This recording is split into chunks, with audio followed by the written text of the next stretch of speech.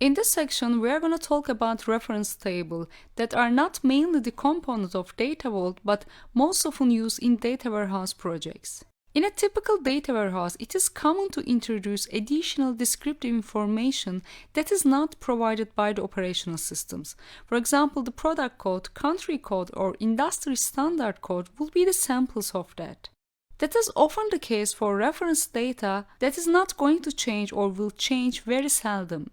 Mostly they are meant to be used on reporting purposes. This information can be provided through an external source system or data owner. They are present to avoid data storage redundancy for the values used a lot. In respect to data warehouse design, these values are not qualified as the business key because they don't reference to entities, therefore we don't store them in the hub tables. This is where reference tables comes into play. The reference tables are like a lookup tables to store standard codes that is commonly used to describe the business keys. When you look at the sample, we have a product hub and connected satellite that provides the details of the product. And we have a reference table that is connected to satellite table, and these tables are mainly in second to third normal form. Therefore, the structure is very simple. It includes descriptive business key, which is used as primary key of the table.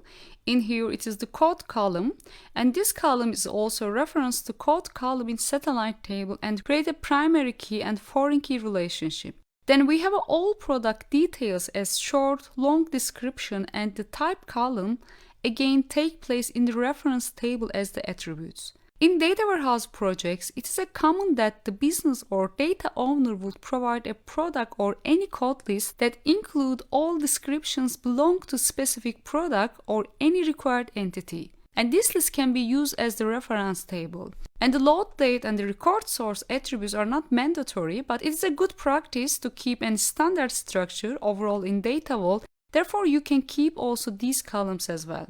Once the reference table has been created in the model, it can be integrated into the rest of the model by using the primary key of the reference table wherever it is required. But mainly they are often used only by satellites since they are the most descriptive part of the Data Vault, but they are also used in the Business Vault entities. Thank you for listening.